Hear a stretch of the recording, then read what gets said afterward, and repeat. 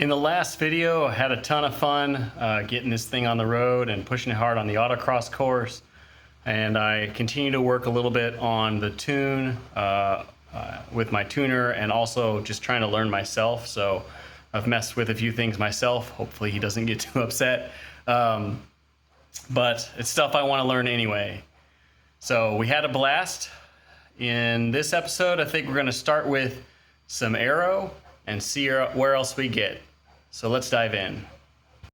Okay, so we're going to start with a rear diffuser. It should be fairly simple, I think. We talked about how we put some limiting straps to limit the droop.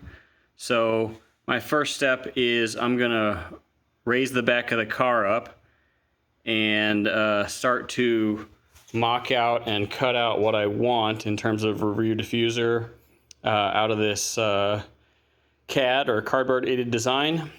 We're going to basically try and start it at the bottom of the rear tub. So we'll probably try and attach it right about here and have it run mostly flat, and then right around the axle point start to come up out to the rear bumper and maybe a little bit past. I'm not sure how far I want to go, so we'll play with the cardboard to see what I feel looks appropriate.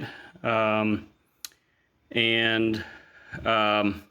hitch is actually going to stay there, so the diffuser will have to kind of split this hitch, and it'll be a disruption in the functionality of the diffuser in terms of actual downforce it generates, but it's worth it. I want to keep that hitch there. It's a great jacking point as well, so with the diffuser on, I'll still be able to throw a jack on that hitch and lift the back of the car up. So I'm going to leave that there, and we'll see how wide we can get. Ideally, I'd like it to go full width of the flat part of this bumper. So we'll start playing with some cardboard and see what happens.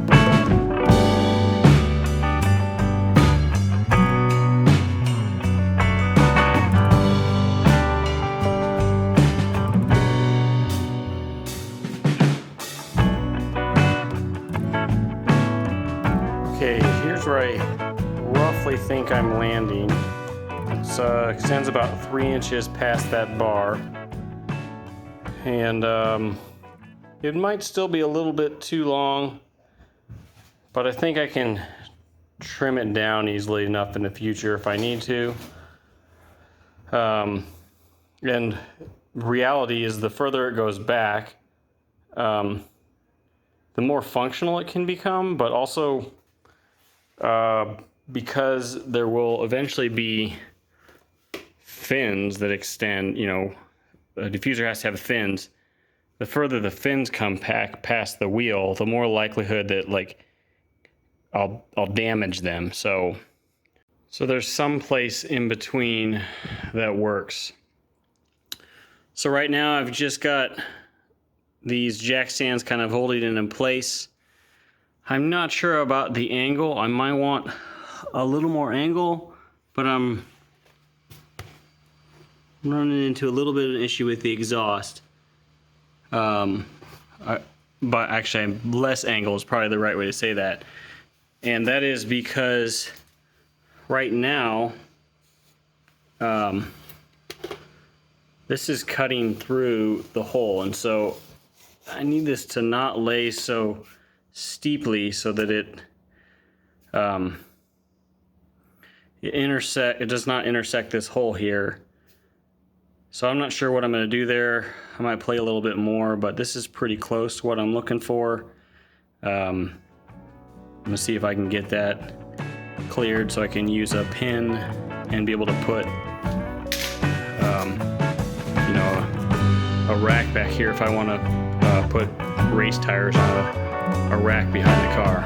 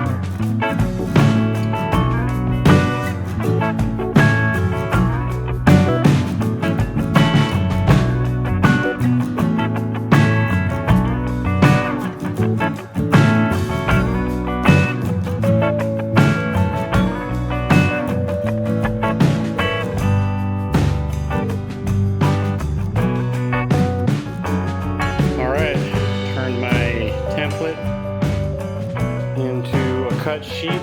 We'll stick this in and see if it fits right.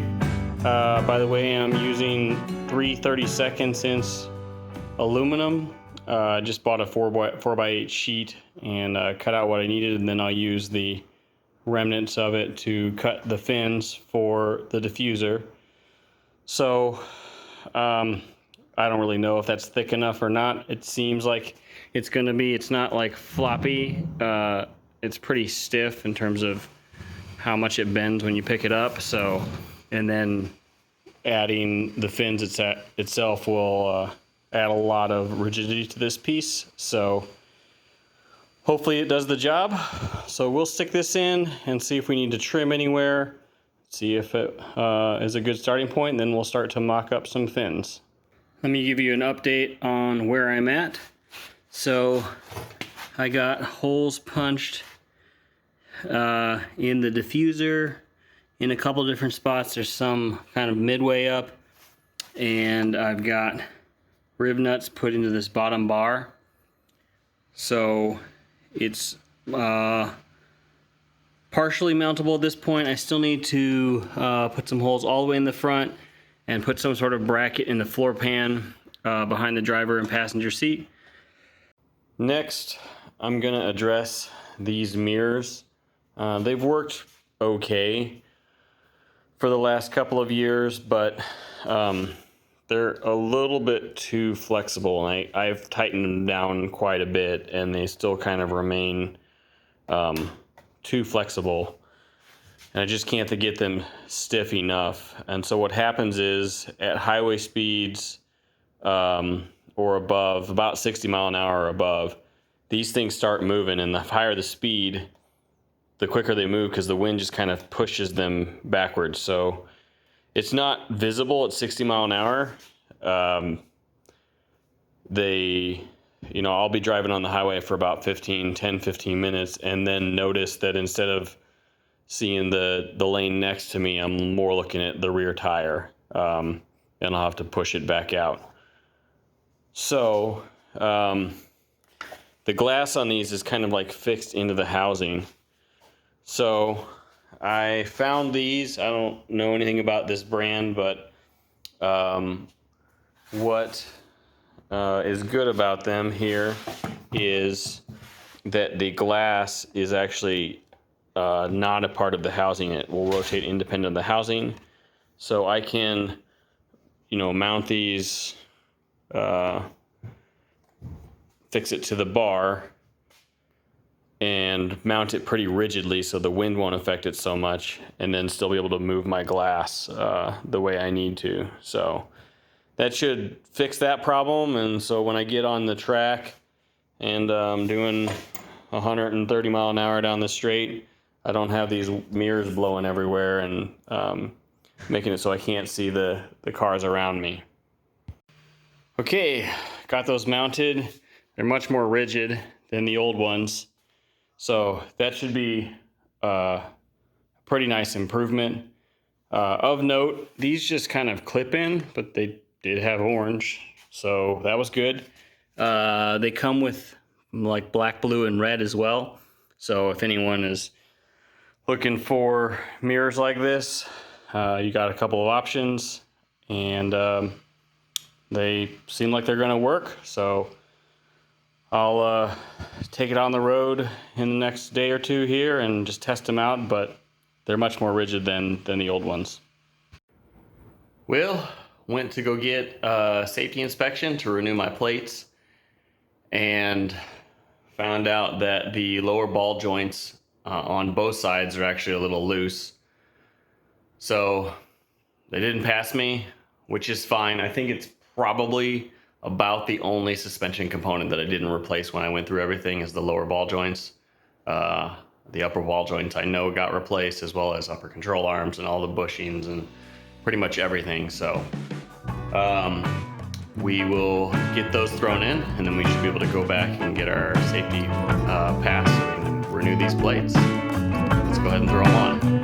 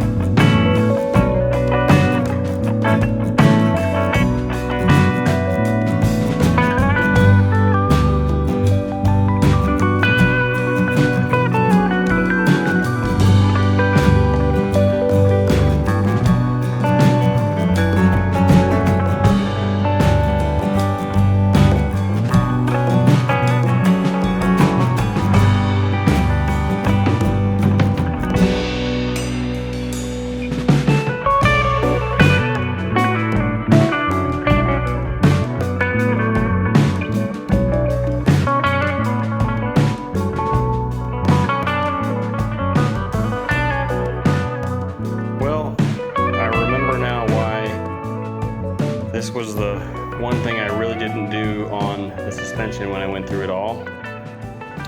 And that is because this is a press fit in here. This is the new ball joint, and it presses in there. So I was able to get the old one out, but I've got to, the bottom sits flat enough in my press, which I don't think I had a press at the time when I did all the rest of the suspension, but now I do.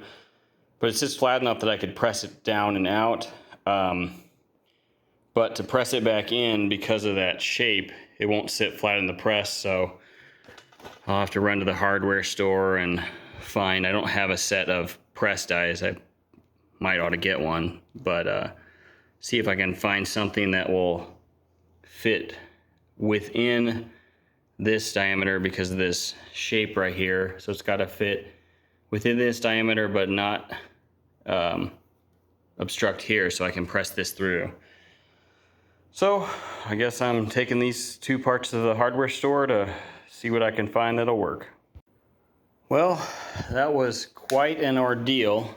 It is pressed in there, and you absolutely need a good press to do this. I've got a 12-ton press, which isn't that large, and I feel like it took every bit of the 12 tons to get this pressed in here. But it's in there, and it's not coming out, I guess. So I'm gonna get, while I got these out, I'm gonna get these bushings all cleaned up and put some fresh grease in them. And since you really can't get to these grease fittings when it's in the car, so we'll clean some stuff up, get everything greased and ready for the road.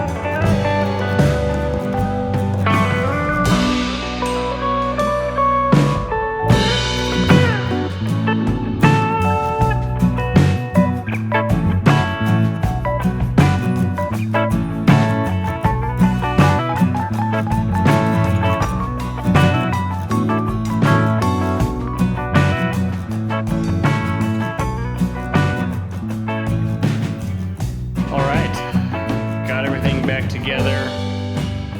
Those lower ball joints are a serious bear to get on. They take a lot of force to press in, so I'm actually slightly not concerned, but I think on the passenger side I actually deformed the aluminum just a little bit putting that ball joint in, but I've got some time on some corner balancing scales scheduled for next week, and he has all this buddy of mine has all the tools to do a full alignment. I have the alignment plates, as you saw in the recent video, so I can do just toe, but he has all the setup to do caster camber and toe, so we'll check all that and dial that in. It probably needs to be done anyway because the ball joints might not be exactly the same height as the last set of ball joints. So, but I'm at least at a point where I can drive it and go get it inspected in the next couple of days and get my plates renewed. So that's good. The next project here is going to be to protect these brake lines coming off of the master cylinder. They get really close to the header shielding. Now there is a heat shield between the headers and the brake lines, but they're still really close to that shield. So I want to do everything I can to protect them because on a racetrack, boiling brake fluid is not a very good thing. So I picked up this aluminized heat shielding. I'll probably throw a link to it in the description, but drop that. On the back is kind of like a header wrap material. On the outside it's like an aluminized, and then it's got Velcro strips on both sides, so you can kind of wrap it around and make a tube. It kind of wraps into, see, I can't do this with one hand, but it's made to wrap around things like these brake lines. So, and then it came in a 36-inch length. You cut it to the length you need and use what you need. So I'll measure this and cut it to what I need. Okay, I've got that heat shielding stuff down in there. It's a little tight. I don't know if you can tell, but let me see if I can get my fingers in here. I should be scribing. It is kind of touching the steering column right there, the steering shaft, so it might wear this down. We'll see. I don't think it's going to bind or anything. There was clearance without the heat shielding, so we'll just have to see how much it wears out this stuff, if it's going to last or not, but we're going to give it a shot, at least trying to keep my brake lines a little cool. Okay, I have the fronts all bolted in, so there's 4 riv nuts, 2 on each side on the front, and then 2 in the middle on the exhaust hanger, and then 6 across the back attached to that rear bumper, the rear bar. I don't know if that's enough. I may add like a support bar to attach this to, and then run that up to the frame underneath there. I'm not sure about that yet.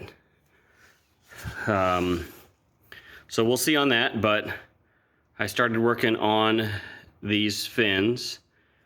So I've kind of got it, I let the aluminum, once that bolted up, create its own shape. And then I've kind of carved out this piece of cardboard to match the shape of the aluminum. And this piece here is a board that's cut square, just so I could kind of get a gauge for what square is. And you can see it's pretty close. The cardboard's not perfect, but I'm also not sure what I'm gonna do back here. This sits, hang on, let me grab a tape measure. Okay, this sits, we're at about 12 to 13 inches, somewhere 12 and a half, aft of the rear wheel. I am pretty sure, this being only 3 and 3¾ inches, yeah, 3 3/4 inches off the ground, this is gonna get hit a lot. So I may create a kind of round this off some. That's not ideal for maximum downforce. You actually want as much air trapped in that area for the diffuser to do its job. So rounding this off actually makes it less efficient, but this is a street driven car, so I don't want to be hitting everything. I measured off the front. Here, let me show you. Okay, off the front, this, the front splitter is 13 to kind of 14 at the tip inches off the front of the tire. And the clearance on this is round about 5 inches. And I scrape this every once in a while. It doesn't get scraped a lot. I'm careful, but it does get scraped a little bit at this height, at about 5 inches off the ground and 14 inches off the front.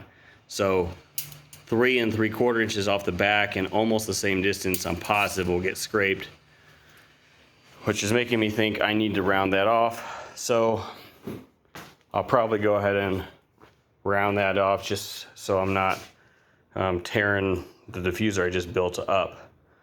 So we'll work on that. Played with that a little bit more, and I think I've got a profile that I like.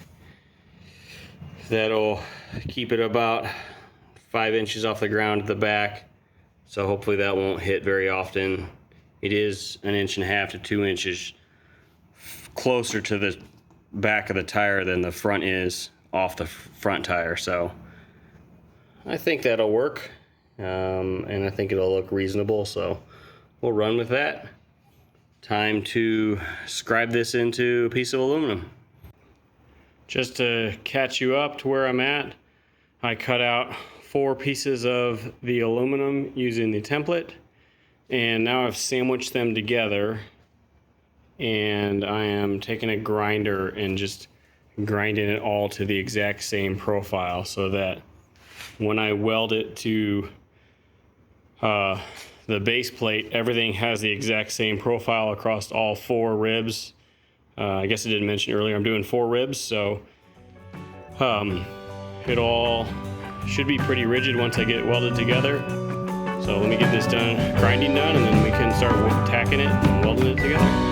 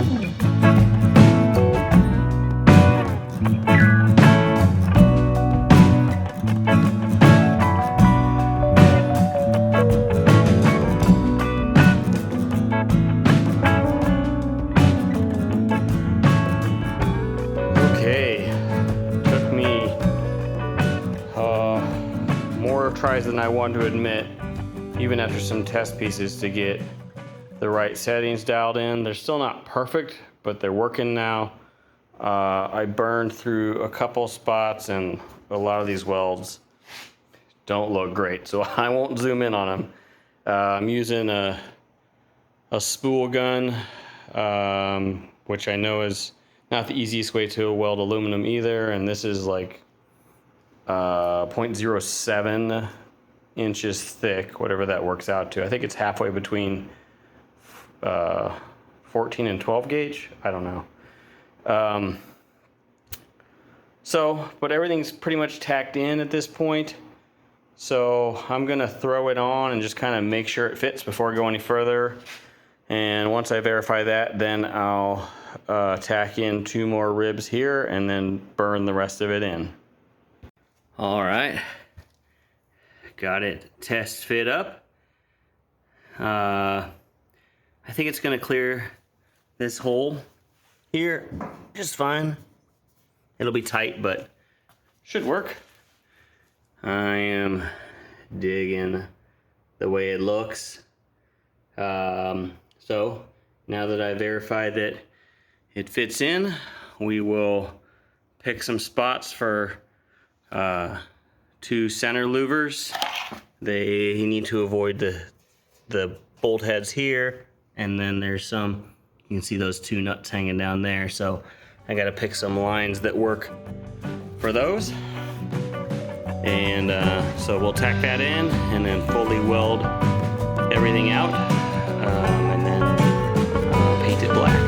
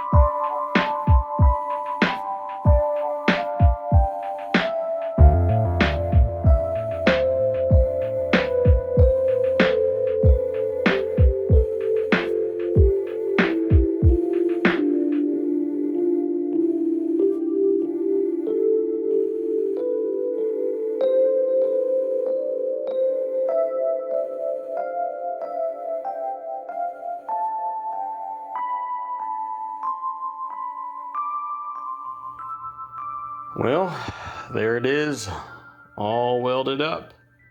I left a bigger gap in the middle, so I should be able to get the pin in for the hitch down the road when I actually start using that hitch beyond something just a jacking point.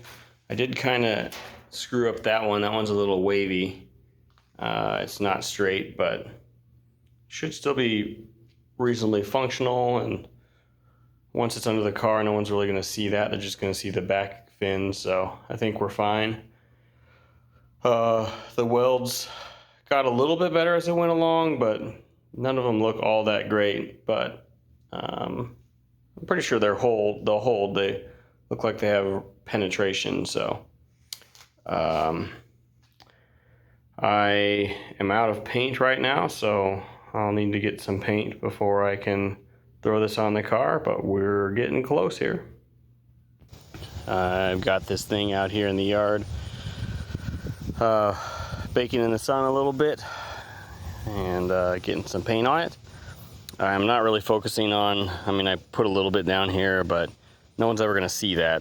It's gonna be up against the bottom of the car, and it's aluminum, so I'm not worried about rust. Mostly focusing my painting on the part that will be visible here at the back. There it is, all mounted up. I like it. And hopefully it's functional. I think it will be. I think it'll be pretty functional. I've got, like I said earlier, 6 bolts holding it in on the back, 2 in the middle and 4 in the front. And hopefully that's enough to hold it in place. I have no idea how many pounds of downforce this will generate, but it should be sucking down on the car and pulling against those bolts. So I'm gonna take it on the highway first and just kind of test things out, and then maybe to the racetrack from there. But I'm really liking it. Well, that's gonna do it for this video. Had a lot of fun building this rear diffuser, really hoping it is functional. I have an HPDE track day scheduled out at Worldwide Technology Raceway next week.